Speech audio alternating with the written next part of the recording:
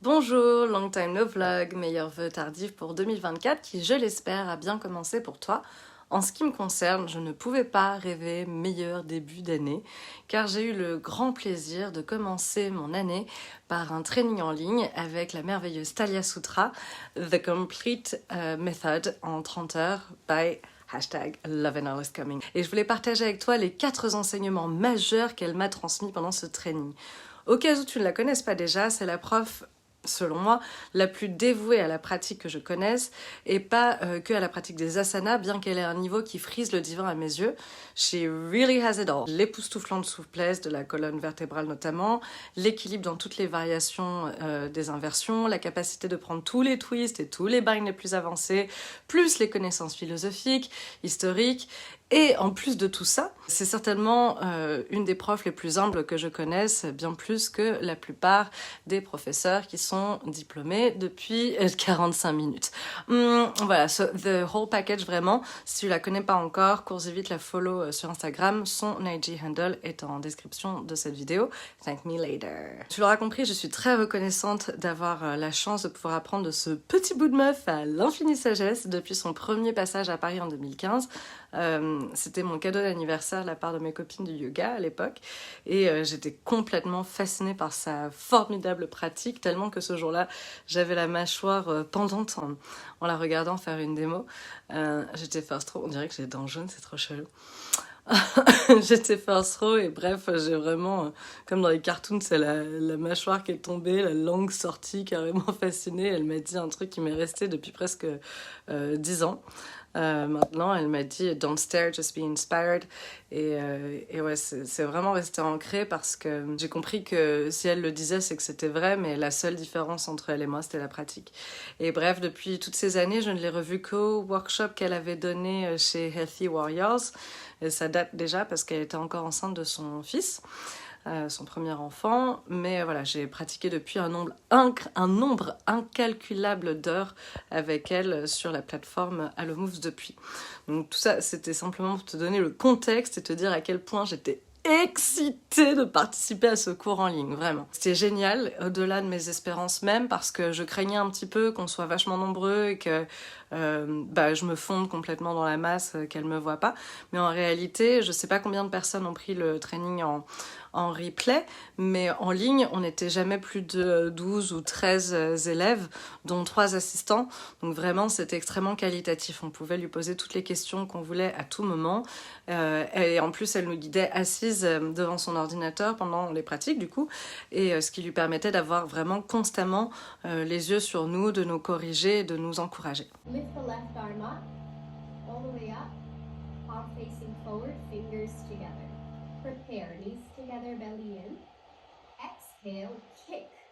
Kick your foot into your hand and reach the left arm forward and parallel to the floor. Beautiful and really nice.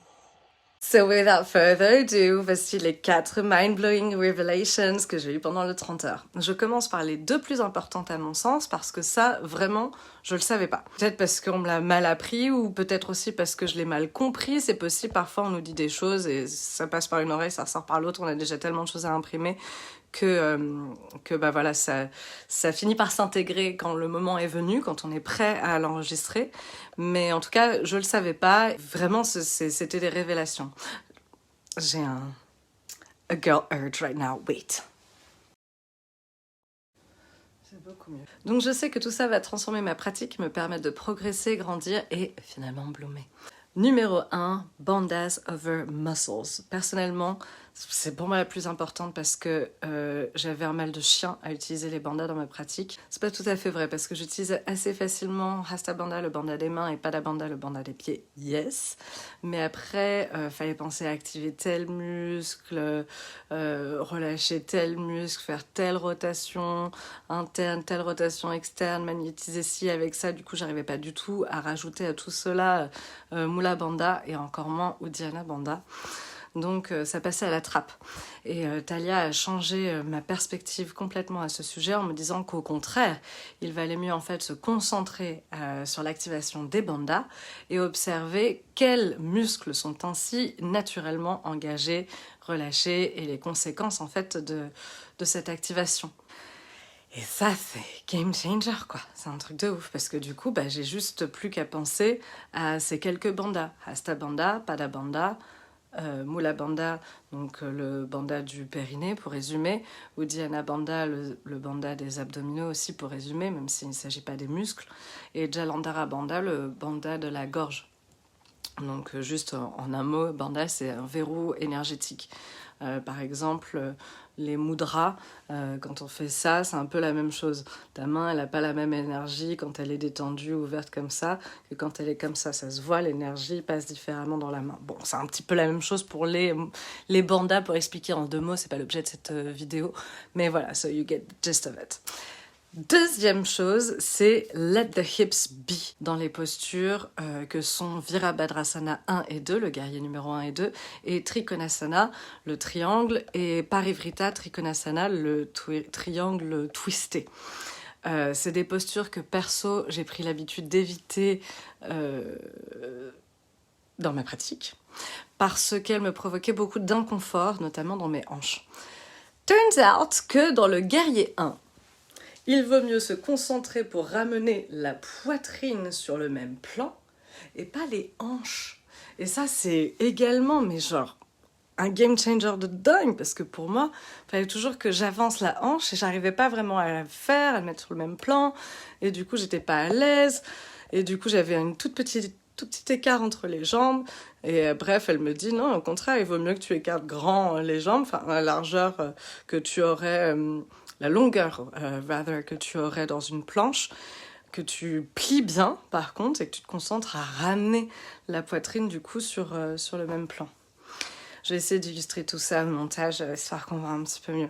Mais voilà, et pour Trikonasana, elle expliquait que Trikonasana et Parivrita Trikonasana, il y a un twist dans cette posture, et que pour twister, il faut par définition, elle a fait ce geste que j'ai trouvé très smart, qu'il y ait 2 forces qui s'opposent. Ainsi, le twist dans cette posture a lieu au-dessus du nombril. Et donc, il est naturel que si ça tourne au niveau du nombril, ça aille dans l'autre sens, en dessous du nombril. Donc, moi qui cherchais toujours à avoir une rotation externe de ma jambe postérieure, en réalité, c'est ok que ça tourne vers l'intérieur de façon à ce que je puisse plus ouvrir la poitrine. Oh my god! Et c'était tellement plus confortable après ça. Pour Parivrita aussi, Trikonasana, le même principe. Moi, j'utilise un bloc quand même pour faire cette posture toujours parce que j'ai plus d'aisance pour ouvrir le buste, même si elle ne l'a pas proposé pendant le training parce qu'elle a une formation... de toute façon, yoga vient directement de l'ashtanga et que les ashtangis sont pas fans des blocs. La troisième chose, un peu moins mind-blowing, mais quand même un super tip, c'est utiliser Jalandhara Bandha après les backbends pour éviter le rush de prana, de udana, le rush d'énergie, donc après les backbends, qui peut être très inconfortable.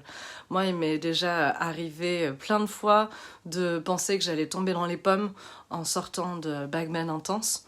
Voir vraiment beaucoup d'étoiles et puis à l'époque vraiment me sentir dizzy et là encore dernièrement à mon dernier workshop sur les drop back, j'ai une élève qui m'a confié ensuite avoir eu des gros maux de tête après ce cours. Pourtant elle a pratiqué avec vraiment la bonne technique et tout, mais elle n'a pas l'habitude des drop back, c'était la première fois qu'elle les pratiquait.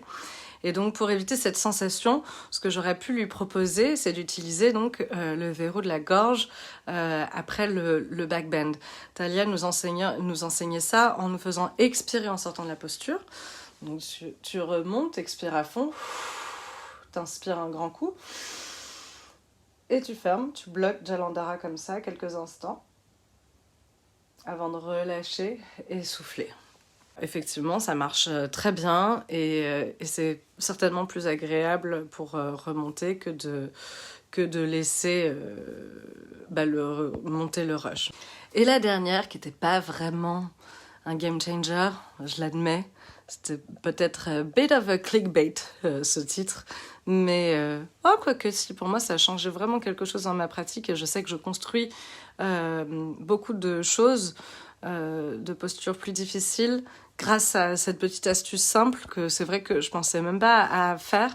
Mais il s'agit simplement de garder les paumes sur le sol dans Ardha Uttanasana. Clairement, j'avais vraiment pris l'habitude de monter sur le bout des doigts dans cette posture.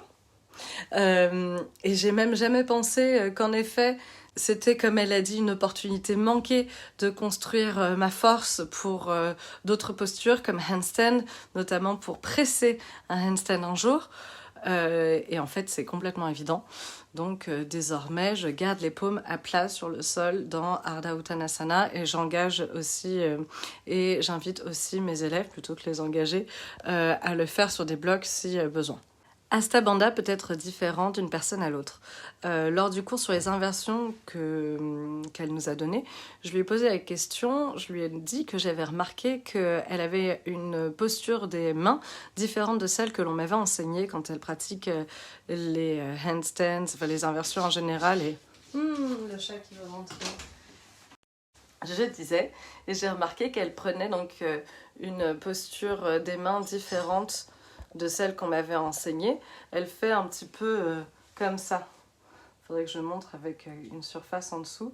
Mais elle a un petit bombé dans la main, les doigts bien à plat comme ça, allongés, les doigts serrés ensemble, alors que moi on m'a appris les doigts écartés, avec la paume bien à plat, Hasta Bandha, les doigts qui se recroquevillent un petit peu comme ça, comme une main d'araignée un petit peu. Et donc, elle m'a dit que c'était probablement dû à son extrême hyper flexibilité. Et c'est pas mignon ça. Et qu'elle avait déjà remarqué que d'autres personnes faisaient comme elle. Mais que voilà, il fallait pas chercher à faire de cette façon. C'est pas une question de technique vraiment. Qu'il s'agit en fait simplement d'essayer, voir ce qui vient naturellement et de faire ce qui nous convient le plus. Il y a même des gens, me disait-elle, qui le font avec les mains parfaitement à plat, doigts écartés ou pas, mais avec la main totalement plate, contrairement donc encore une fois à ce qu'on m'avait enseigné. C'est pas facile hein, sans support, mais un peu ce genre de Hasta Bandha. Donc c'est intéressant parce que moi, c'est vrai que cette technique, elle est vraiment maintenant ancrée dans ma pratique.